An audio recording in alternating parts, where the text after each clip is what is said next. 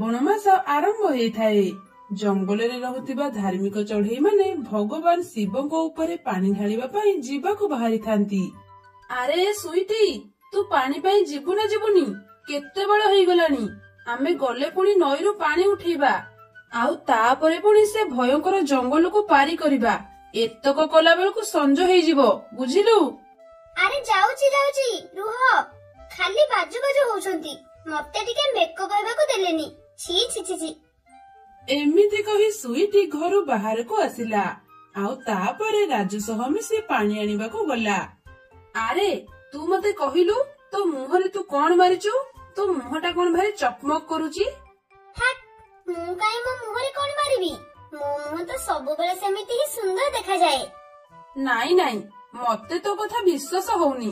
ତୁ ପାଣି ଢାଳିକି ଆସିଲେ ମତେ ସବୁ କଥା କହିବୁ, ହେଲା? ହଉ କହିବି, ଆଉ ତତେ ଗୋଟେ ବଢିଆ ଜିନିଷ ବି ଦେବି। ଏମିତି ସେମାନେ କଥାବାର୍ତ୍ତା ହେଇ ହେଇ ନଈ କୂଳରେ ପହଞ୍ଚିଲେ। ନଈ କୂଳରେ ଅନ୍ୟ ଚଢେଇ ମାନେ ବି ପାଣି ନଉଥାନ୍ତି। ରାଜୁ ଓ ସୁଇଟି ମଧ୍ୟ ନଈରୁ ପାଣି ଉଠେଇଲେ, ଆଉ ଶିବଙ୍କ ମନ୍ଦିର ଆଡକୁ ଚାଲିଲେ। ବୋଲ ବମ୍ ହର ହର ବମ୍, ବୋଲ ବମ୍ ହର ହର ବମ୍, ବୋଲ ବମ୍ ହର ହର ବମ୍, ବୋଲ ବମ୍ ହର ହର ବମ୍। ଏମିତି ସେମାନେ ଭଗବାନ ଶିବଙ୍କ ନାମ ଜପ କରି କରି ଆଗକୁ ଗଲେ। ଶିବଙ୍କ ମନ୍ଦିରରେ ପହଞ୍ଚିବାକୁ ତାଙ୍କୁ ଗୋଟେ ବଡ ଜଙ୍ଗଲ ପାର କରିବାକୁ ପଡିବ। ହେଲେ ସେହି ଜଙ୍ଗଲରେ ଶିକାରୀ ଚଢେଇ ମାନେ ରହୁଥାନ୍ତି। ସେମାନେ ଏତେ ଭୟଙ୍କର ଯେ ଦିନ ବେଳା ବି ଚଢେଇ ମାନେ ସେ ଜଙ୍ଗଲରେ ଯିବାକୁ ଭୟ କରନ୍ତି। ଟିକେ ସମୟ ପରେ ଭାରି ଜୋରରେ ବର୍ଷା ହେଲା, ତେଣୁ ସୁଇଟି ଆଉ ରାଜୁ ପାଖରେ ଥିବା ଗୋଟିଏ ଗଛ ତଳେ ରହିଗଲେ। ବାପରେ, କେତେ ଜୋରରେ ବର୍ଷା ହେଉଛି, ଆଉ ତା ସାଙ୍ଗକୁ ବିଜୁଳି ମଧ୍ୟ ମାରୁଛି। ରାଜୁ, ମତେ ଭାରି ଜୋରରେ ଡର ଲାଗୁଛି। ସୁଇଟି, ତୁ ଚିନ୍ତା କରେନା, ଆମର କିଛି ହବନି। ଆମେ ପରା ଦେବଦେବ ମହାଦେବଙ୍କ ପାଖକୁ ପାଣି ନେଇକି ଯାଉଛେ। ଭଗବାନ ଆମର କିଛି ଅସୁବିଧା ହେବାକୁ ଦେବେନି। ହେ ପ୍ରଭୁ ଭୋଳାଶଙ୍କର, ଆମକୁ ଏ ବର୍ଷା ଘଡଘଡିରୁ ରକ୍ଷା କର। ଏମିତି ଟିକେ ସମୟ ବିତିଗଲା, ଆଉ ବର୍ଷା ଛାଡିଗଲା। ହେଲେ ସେତେବେଳକୁ ସଞ୍ଜ ହେଇଯାଇଥାଏ। ସୁଇଟି, ସଞ୍ଜ ହେବାକୁ ତ ଆସିଲାଣି, ଆମେ ତ ଆଉ ଆଗକୁ ଯାଇପାରିବାନି। ଏବେ ଆମେ କଣ କରିବା? ରାଜୁ, ସଞ୍ଜ ହେବାକୁ ଆଉ ଟିକେ ସମୟ ଅଛି, ତେଣୁ ମୁଁ ଭାବୁଛି ଏଠି ଆମେ ନ ରହି ଆଗରେ ଥିବା ଜଙ୍ଗଲକୁ ଆମେ ପାରି କରି ପଳେଇବା। ଆରେ ବାପରେ, ତୁ କଣ ପାଗଳ ହେଇଗଲୁ କି? ଆରେ ତୁ ଜାଣିଛୁଟି ଏ ଜଙ୍ଗଲ କେତେ ଭୟଙ୍କର? ଏ ଜଙ୍ଗଲରେ ବହୁତ ଭୟଙ୍କର ଚଢେଇ ମାନେ ଅଛନ୍ତି। ଏବେ ଆମେ ଗଲେ ସେମାନେ ଆମକୁ ମାରି ଖାଇଦେବେ। କଣ ହେଲା? ସେ ଜଙ୍ଗଲରେ ଶିକାରୀ ଚଢେଇ ମାନେ ଅଛନ୍ତି। ହେ ପ୍ରଭୁ ଭୋଳାଶଙ୍କର, ଆମକୁ ରକ୍ଷା କର। ରାଜୁ, ଏବେ ଆମେ କଣ କରିବା? ଚାଲ ଆଉ ଟିକେ ଆଗକୁ ଯିବା, ଆଉ ଗୋଟେ ଭଲ ଜାଗା ଦେଖି ସେଇଠି ରହିଯିବା। ହଁ ଚାଲ। ଏହା ପରେ ସେମାନେ ଆଗକୁ ଚାଲିଲେ, ଆଉ ଟିକେ ପରେ ଗୋଟେ ଝଙ୍କାଳିଆ ଗଛ ପାଖରେ ପହଞ୍ଚି ସେଇ ଗଛ ଡାଳରେ ବସିଲେ। ଯାହା ହେଉ, ଏ ଗଛ ଆମକୁ ମିଳିଗଲା। ସୁଇଟି, ଆମେ ଆଜି ରାତିଟା ଏଇଠି କାଟିବା, ହେଲା? ହଁ, ଆମେ ଆଜି ରାତିଟା ଏଇଠି କାଟିଦବା। ହେଲେ ରାଜୁ, ମତେ ଭାରି ଡର ଲାଗୁଛି। ଯାହା ପ୍ରଭୁଙ୍କର ଇଚ୍ଛା। ଏମିତି ସେମାନେ କଥାବାର୍ତ୍ତା ହେଉଥାନ୍ତି।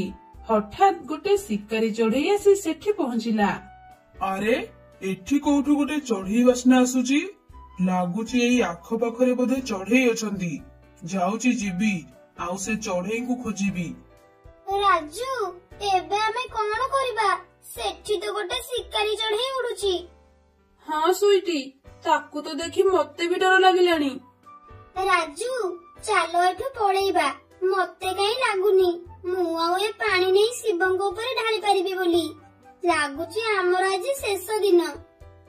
ଏଇ ପାଖରୁ ତ କୋଉଠୁ ଚଢେଇଙ୍କ ବାସ୍ନା ଆସୁଛି, ହେଲେ ସେମାନେ କୋଉଠି ଲୁଚିଛନ୍ତି? ହଁ, ଯାଉଛି, ଆଉ ଟିକେ ଏଇ ଆଖପାଖ ଖୋଜି ଦେଖିବି। ଏମିତି କହି ଶିକାରୀ ଚଢେଇ ଭଲ ଭାବେ ଆଖପାଖ ଖୋଜିଲା, ଆଉ ଟିକେ ସମୟ ଖୋଜିବା ପରେ ସେ ଶିକାରୀ ଚିଲ ରାଜୁ ଓ ସୁଇଟିଙ୍କୁ ଦେଖିନେଲା। ରାଜୁ ଓ ସୁଇଟି ଶିକାରୀ ଚିଲଙ୍କୁ ଦେଖି ଡରିଗଲେ। ଓ, ତମେ ମାନେ ତାହେଲେ ଏଇଠି ବସିଛ ନାଇଁ? ଆଉ ମୁଁ ତୁମକୁ ସିଆଡେ ଖୋଜୁଛି। ଯାହା ହେଉ, ତମେ ମାନେ ମିଳିଗଲ, ଭଲ ହେଲା। ଆଜି ମୁଁ ତୁମମାନଙ୍କ ମାଂସ ଖାଇ ମୋ ଭୋକ ମେଣ୍ଟେଇବି। ହେ ପ୍ରଭୁ, ଆମକୁ ସାହାଯ୍ୟ କର। ଜୀବନ ରକ୍ଷା କର। ଶିକାରୀ ଭାଇ, ଆମକୁ ଛାଡି ଦିଅ। ଆମେ ଭଗବାନ ଶିବଙ୍କ ଉପରେ ପାଣି ଢାଳିବାକୁ ଯାଉଛୁ। ନା ନା ନା, ମୁଁ ତୁମମାନଙ୍କୁ ଛାଡ଼ିବିନି। ଆଜି ମୁଁ ତୁମକୁ ଖାଇବି, ଆଉ ଏ ଶିବଙ୍କ ପାଖକୁ ନଉଥିବା ପାଣିକୁ ବି ପିଇବି। ହା ହା ହା ହା ହା ହା। ଆମକୁ ଛାଡିଦିଅ ଶିକାରୀ ଭାଇ, ନହେଲେ ମହାଦେବ ତୁମ ଉପରେ ରାଗିବେ ଆଉ ତୁମକୁ ମାରିଦେବେ। ଆରେ ଭଗବାନ କେହି ନାହାନ୍ତି, ସେସବୁ ମିଛ କଥା। ଆରେ ଭଗବାନ ଯଦି ଅଛନ୍ତି ତାହେଲେ ଆଜି ଆସନ୍ତୁ ସିଏ, ଆଉ ତୁମମାନଙ୍କୁ ରକ୍ଷା କରନ୍ତୁ। ହେ ମହାଦେବ, ଆମକୁ ରକ୍ଷା କରନ୍ତୁ। ରାଜୁ ଏମିତି କହୁଥାଏ, ହଠାତ୍ ବିଜୁଳି ସାଙ୍ଗକୁ ଜୋରରେ ବର୍ଷା ହେଲା, ଆଉ ସେହି ସମୟରେ ଗୋଟେ ତ୍ରିଶୂଳ ଉଡି ଆସି ସେଠି ପହଞ୍ଚିଲା। ପ୍ରଭୁ ଆସିଗଲେ, ମୋ ପ୍ରଭୁ ଆସିଗଲେ। ହେ ହେ ହେ ହେ ହେ, ଇଏ କଣ? ଇଏ ଗୋଟେ 3 ମୁଣ୍ଡିଆ କଣ୍ଟା ପରି ଦିଶୁଛି। ଶିକାରୀ ଚଢେଇ ଏମିତି କହୁଥାଏ।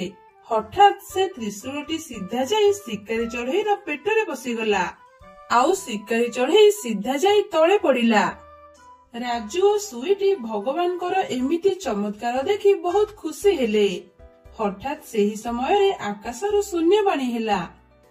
ରାଜୁ, ସୁଇଟି, ତୁମେମାନେ ଭୟ କରନି, ମୁଁ ତୁମମାନଙ୍କ ସହ ଅଛି। ଶୂନ୍ୟବାଣୀ ଶୁଣି ରାଜୁ ଓ ସୁଇଟି ଭଗବାନଙ୍କୁ ପ୍ରଣାମ କଲେ। ହର ହର ମହାଦେବ, ହର ହର ମହାଦେବ, ହର ହର ମହାଦେବ, ହର ହର ମହାଦେବ। ଏମିତି ସେ ରାତି କଟିଲା। ପରଦିନ ରାଜୁ ଓ ସୁଇଟି ମନ୍ଦିରରେ ପହଞ୍ଚି ଶିବଙ୍କ ଉପରେ ପାଣି ଢାଳିଲେ, ଆଉ ଖୁସିରେ ଘରକୁ ଫେରିଲେ।